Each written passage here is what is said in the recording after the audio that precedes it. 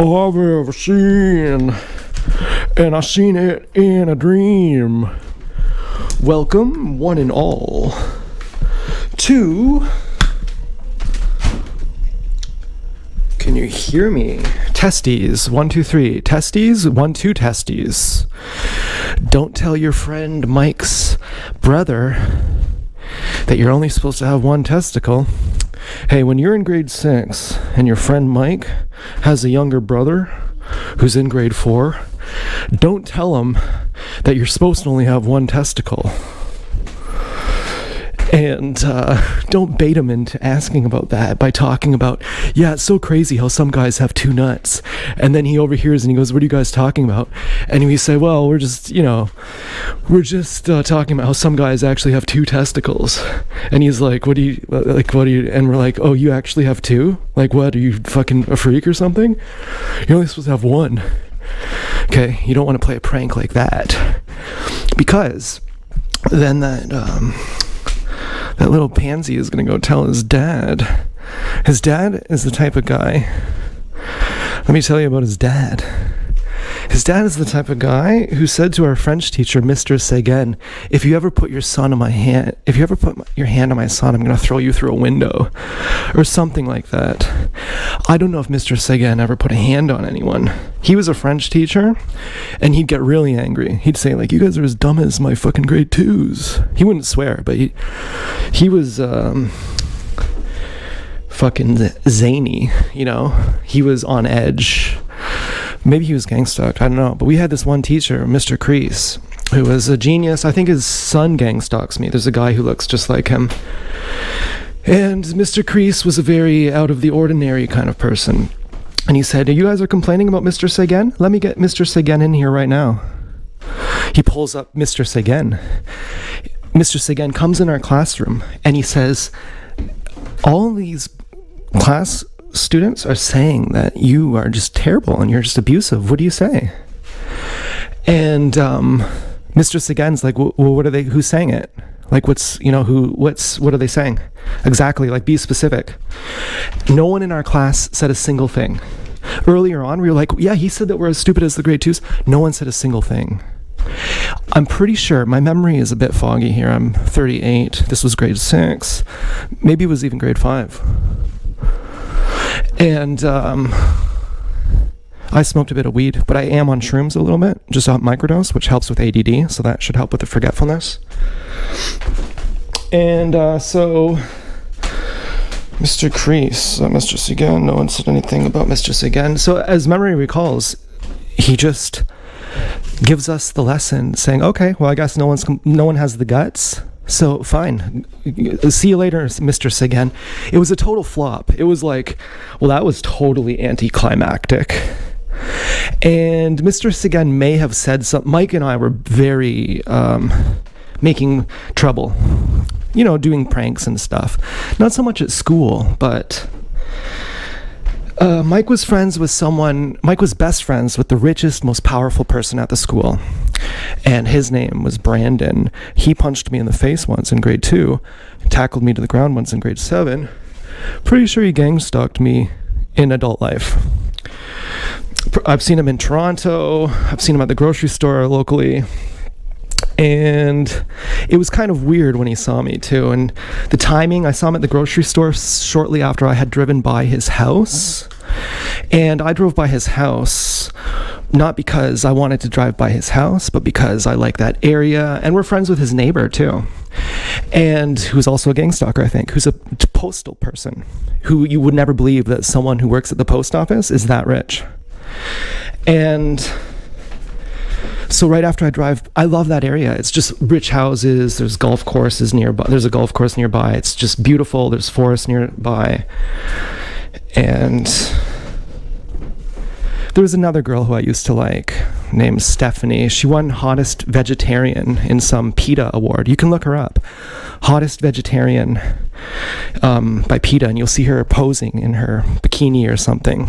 And she's really hot. She's bona fide model hot. You could say she's a model any magazine in the world. She's a Vogue model. She's a Victoria's Secret. Except she had small breasts, so maybe she couldn't be a Victoria's Secret. I'm not sure how that works. But she was gorgeous. She was my friend. She slept with this guy who was so lame. We were watching The Usual Suspects. This guy, his name was Josh. He was like a karate expert. And as we're watching it for the first time, a very iconic movie, great movie that we're all into, he gives away the ending. He's like, okay, you see this guy? It's actually him. No, I'm not going to say it, but just pay attention because it's not what you think right now. He's actually doing a trick.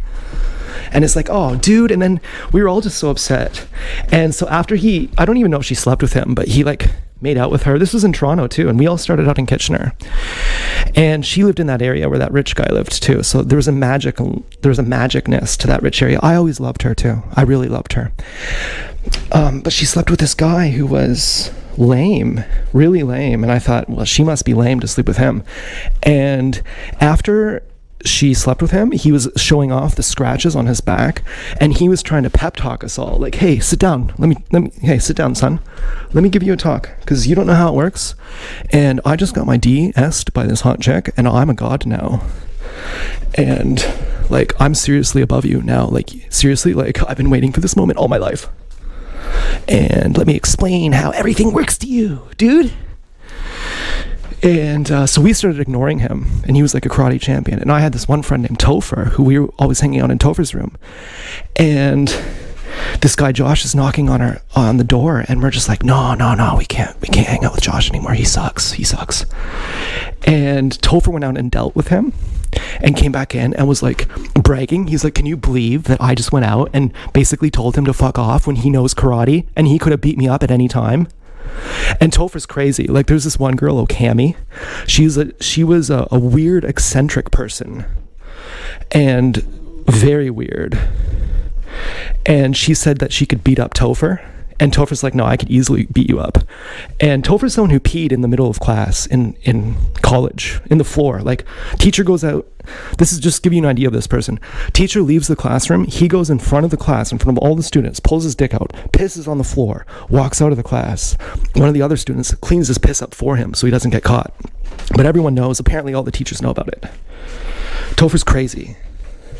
Topher's like, I'll kick your fucking ass. She's like, no.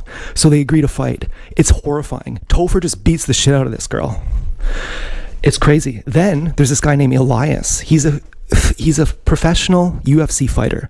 Elias Theodoro. Just try Googling that. You'll find him. He's in the UFC, but he died. Unfortunately. He had cancer. He was like 20 something. But I was neighbors with Elias, basically. He was super hot. Professional skateboarder, sponsored. He was just fucking next level. As soon as you see this guy, you're like, this guy's next level. Topher's like, I'm gonna fight Elias. He fights Elias, gets his ass kicked. So just, it was like, and with Topher, when he fights, you know it's real. It's like, you know he's really getting his ass kicked by an actual, someone who's capable of being in the UFC. Anyways, so here's Richard coming over. I'm thinking he has arthritis, which is a good thing that I have it figured out, at least, to try something new. ChatGPT is helping me a lot with this, and a lot of his symptoms looking like arthritis. No cure, but there's certainly treatments. Secondly, lately, I've been considering the possibility that I've been gang stalked since birth. I might be a little bit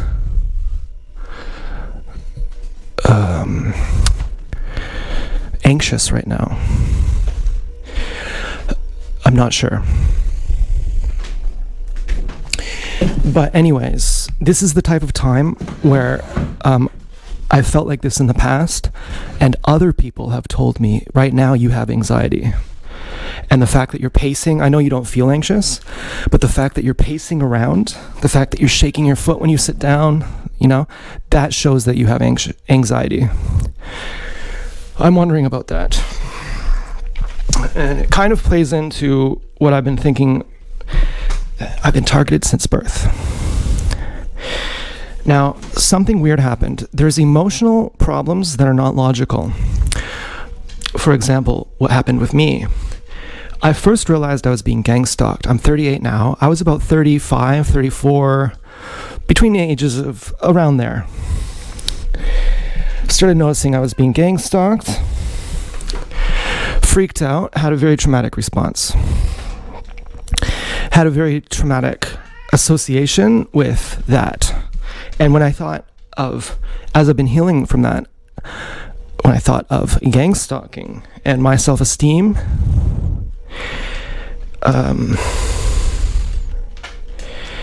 it's brought my self-esteem down. I'm fucking sweating hot over here. You know, that might be why I'm anxious. And also, Richard is harassing Stu, and that's not okay. I have been noticing that, and I will be putting a stop to that. I didn't want to take my sweater off because I wore this same brown. I don't really like this brown shirt. Brown is a good color on me, but I just wore it in my last video too, so I don't really want to wear the same shirt.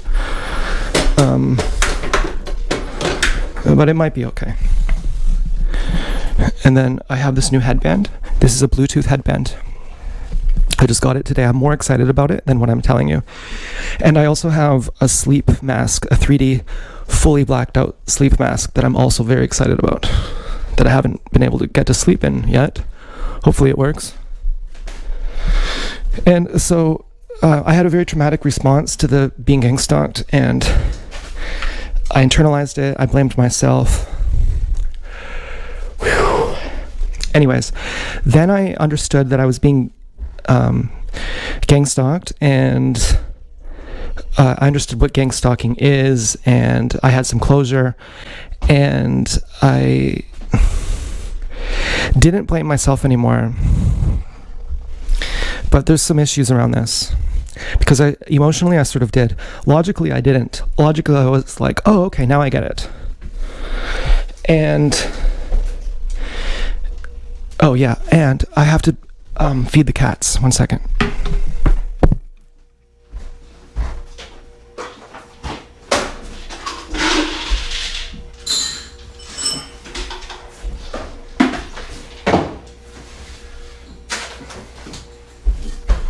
Wait, still.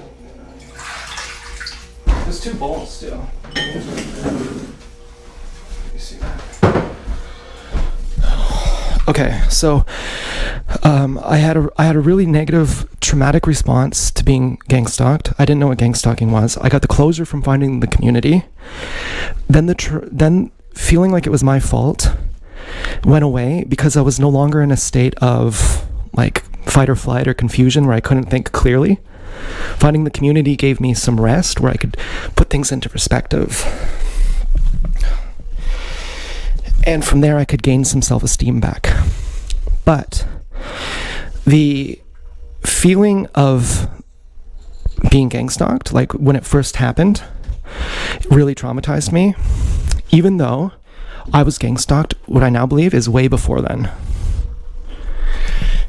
And before I got traumatized, when I was like 34-ish, I was actually doing pretty good, even though I was being gang stalked, because I didn't have the self-esteem issues back then that came from the realization of being gang stalked before I had the closure of what it was. So when I feel and believe and think back to, oh, this time, and oh my God, that time, it wasn't a coincidence. And when I think back to all these things and I say, okay, I was gang stalked my whole life, and so therefore all the bad feelings I had when I just realized it a couple of years ago, those should be erased, because I've been fine this whole time. And then all of a sudden when I realized it is when I freaked out. But if I didn't know the whole time, I should be fine the whole time.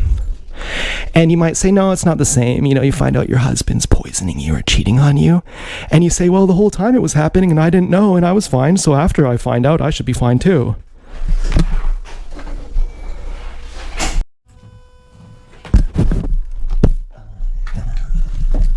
The magic key to make the balance work.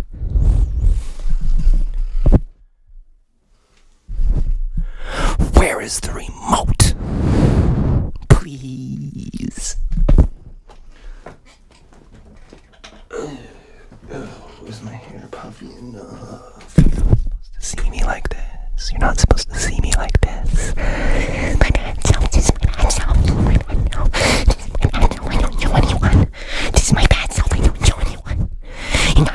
see me like this. This is my bad self. I don't show anyone. This is the part of me that no one can see. This is the bad side of me. You're not supposed to see me like this. Okay, I don't know what that is, but I need to find... Oh my god. I need to find the remote. You're really not supposed to see me like this. It's not an act. Don't you get it? You're not supposed to see me like this. I'm being vulnerable here. I need the support. You're looking at me like I'm a god. I'm lost. I'm looking for your help. I'm looking for you to be the boss. And you're saying that I'm not a good boss. Fuck you. You're fired. I'll show you a good boss.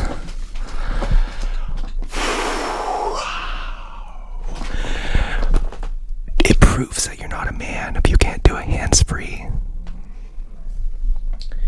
It proves that you're passive. It's very clear proof. It couldn't be more obvious. There are people right now who think I'm not being literal. Okay. Why isn't the TV turning on? Do you know what I feel like is, I'm high, remember? This is a performance. I'm reminding myself of Nikocado Avocado. But the fact that the TV is not turning on is getting me quite zanked. I'm gonna have to plug it in.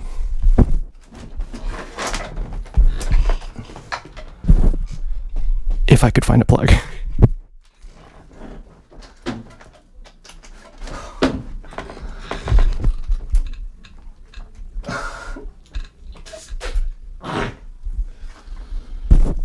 And it's hot in here. And I'm tripping on shrooms. And I need to take off my socks. And I'm wearing literal ninja pants.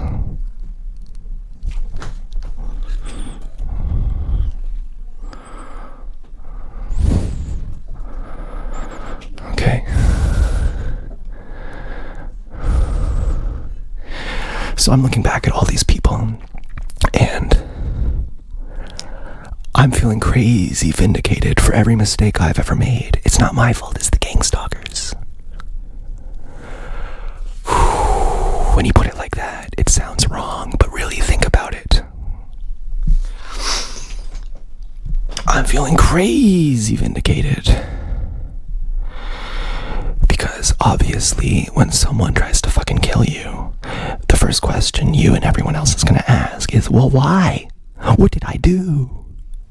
I know it's politically incorrect when the girl walks in with the black eye to say, why did you make him mad?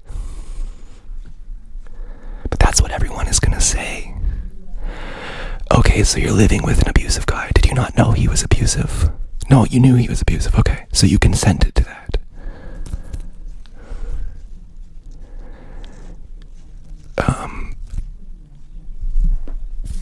Why is someone punching you in the face? Why is someone targeting you? There has to be a reason. You have to be like that woman with a bruised eye. You're a fucking whore bitch, and you just stayed with the guy because you like getting punched, because that makes you come the hardest. And you would do that to other people if you could. You just don't have the strength. And you manipulate people like that emotionally. You cheat on guys. And think about this. When someone cheats on you, they wouldn't consent if, like, no, sorry. I'm getting too involved. I just messed up. I just lost my drama. I was being dramatic, and I lost my dramatic streak.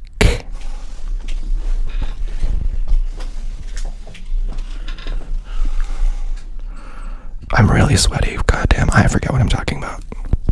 Hopefully I can remember. Let's see if these shrooms work. Okay, what was I talking about? I don't know. I can't remember it all, but I have the camera inside a mason jar. balancing in his neck mount. And why isn't the TV turning on? That was supposed to be mission number 1. I'm showing you my head. I'm showing you my vulnerability. Why would they be doing this to me?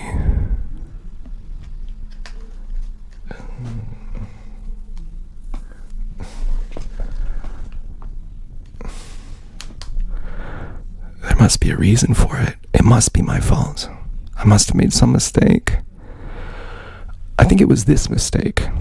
The gang stalkers over here, they say, yes, that's right. It was that mistake. That's why we're targeting you. Later on, I say, no, I think it was this mistake. And they say, that's right. We were targeting you for that mistake. And I say, okay, I can't believe anything you guys are telling me. So why am I feeling like it's my fault? Or forget the fact like it's my fault, because that's just what the scholars have put in my head, that anytime there's something wrong, they define it as low self-esteem and you need help. The fact that you're suffering and upset can't be a rational depression. No, depression is pathological. Depression can't be a rational, sane response to being fucked to death.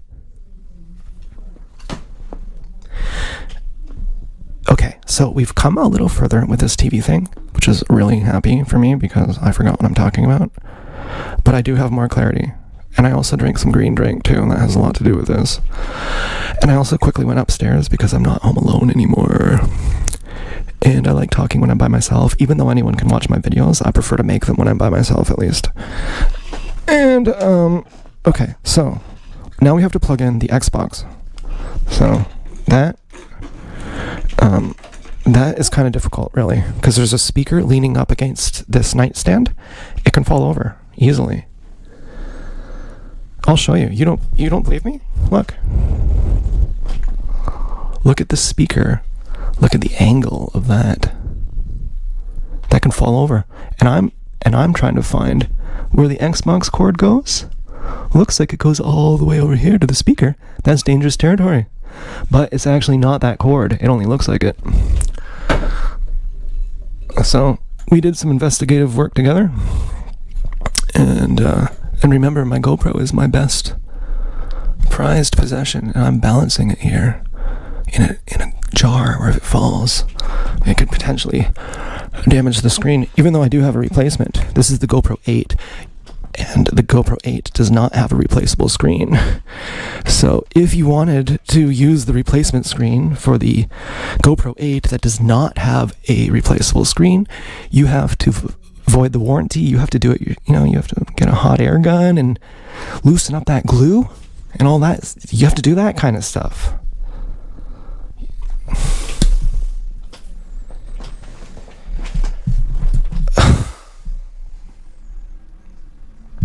So anyways, I'm feeling like it's all my fault. I'm blaming myself for mistakes I've made around the age of 34. I have terrible low self-esteem. Then I'm realizing, no, I was gang stalked before then.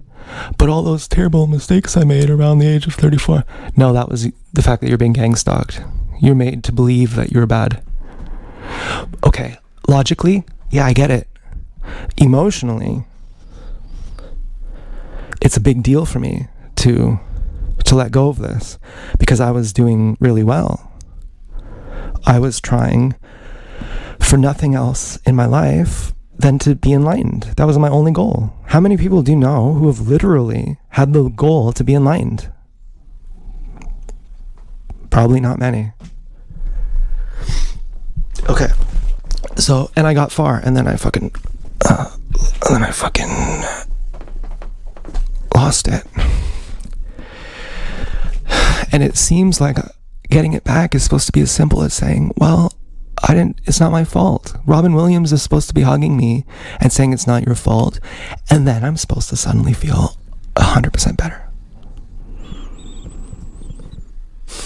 I'm not talking about feeling down that you're being gang stalked.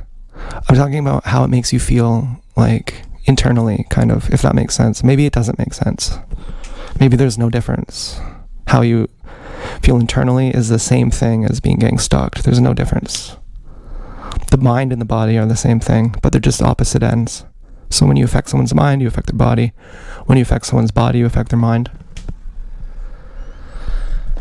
Oh boy. I don't even know what's wrong, other than the fact that now I need to find my Xbox controller. I turn the Xbox on. Yeah, so that was a long point. You know, I could have made that point in fucking 10 seconds. Drowned it out for 2 hours. And then feeling very heartbroken too, that I can't believe they did this to me while I was a kid. It's like, you can excuse them to some extent. You could say, well, they're just misplaced or misguided. They think that they're helping you, or they think they're helping you, or they're helping protect people from you. But when they do this to kids, how can you say, you know, unless your literal belief is that you're a god and your value is that you slay people. Like, you're like, yeah, I just slay people. And they want it. They need to be separated from their body. There's no other, they can't do it themselves. Like, unless that's like literally your value system. Like, yeah, let's just, you know, it's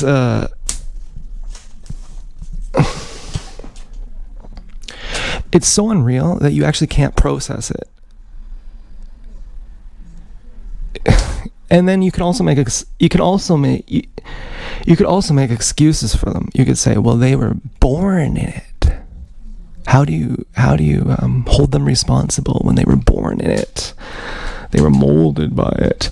And then it comes to, who fucking cares that they're bad? You want to play footsies with God and make sure that they're roasting in hell? Is your goal to hurt them? Or is your goal to be okay? Is your goal to survive or to be right? Is your goal to feel love, or is your goal to feel right? Is your goal to, you know, I'm getting dramatic here. Okay, I need to stop. I want to say truthfully, is your goal to hurt them? Because I know I know that's how it feels. But have you ever thought about it? Is your goal to hurt them? Is hurting them going to help you? Like, think about it. Supposing you hurt them, you've just dismissed your case, basically. I used to think of people like, people who killed the gang stalkers. I used to think of them as heroes.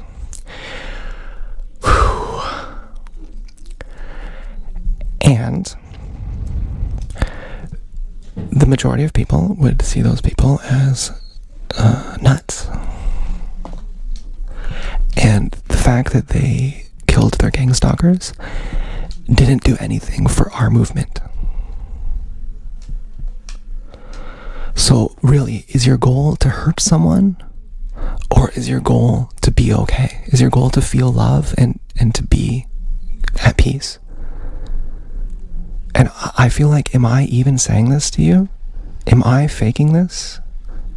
Am I an imposter trying to convince myself that I'm at peace right now? That I've actually got the gist of this dichotomy?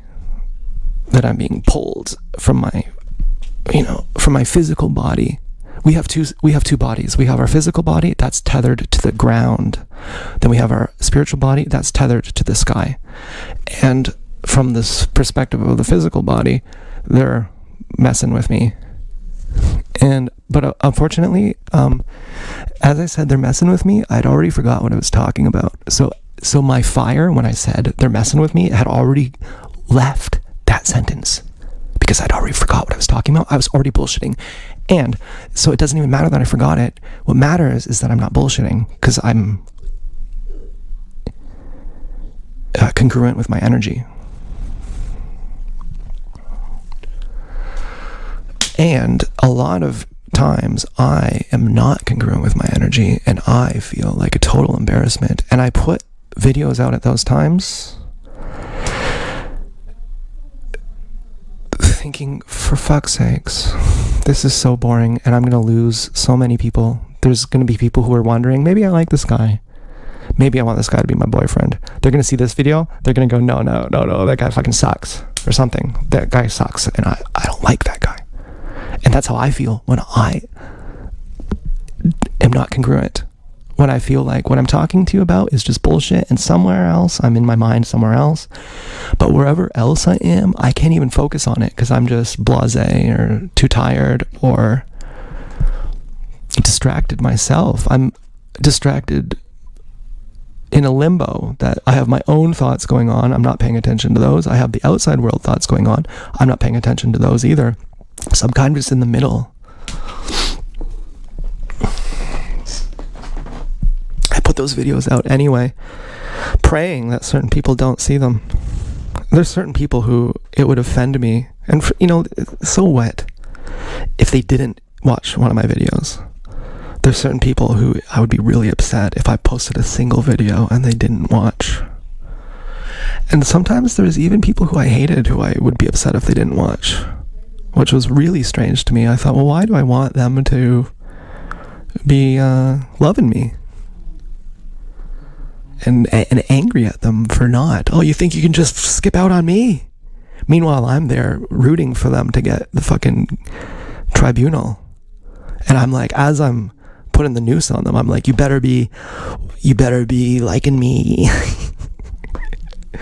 You better be liking me. Because you really do. Because I see through you. Because you really do. And you're just faking like you don't. You don't even want to be a gang stalker.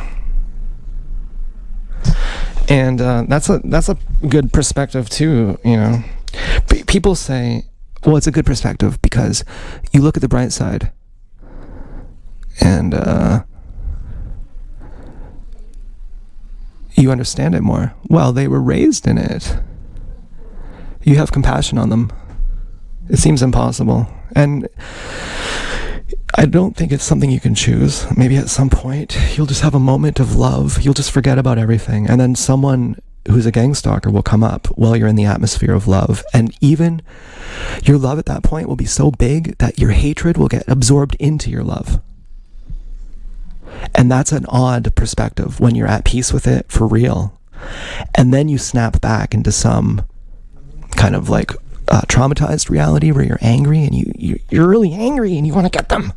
Or you're fired up. You're personally angry. Your ego is personally offended. It's psychologically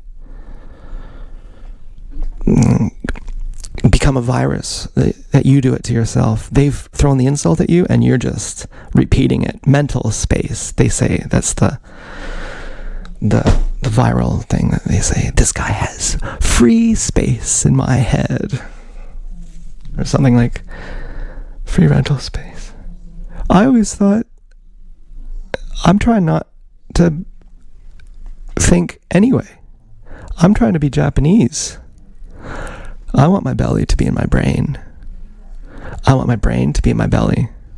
I want my center to be in my belly. I don't want to be up here in my thoughts.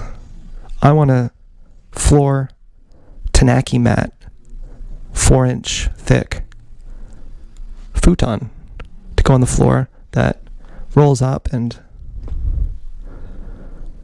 gives me the ultimate firmness, where I still have support on those pressure points. Where any less firmness, even 3 inches thick, those pressure points, couldn't handle it. But 4 inches, just the bare minimum.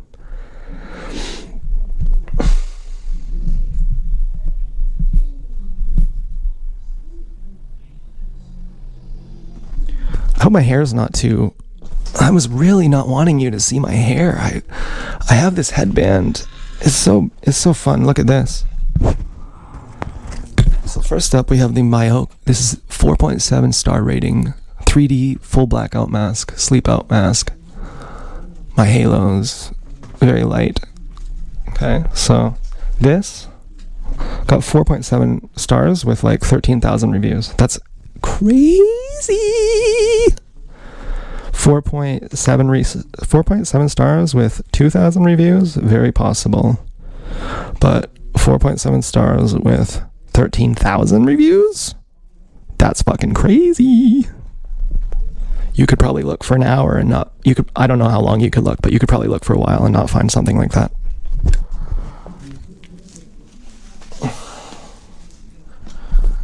So this is the Mayoko sleep mask. This is the headband that I'm gonna wear with it, maybe Bluetooth, for my music, for my white noise.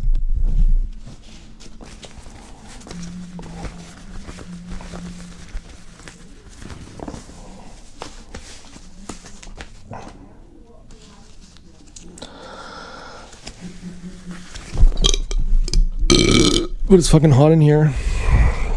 I can't say I'm a fan of central air. I like having an air conditioner in my room better. I think it's cheaper too. They say it's more expensive, but it's cheaper because you just air condition the one room you're in. Oh my god, if this controller doesn't work, I'm gonna go crazy. I am just so upset. Nothing really... Oh, nothing is working.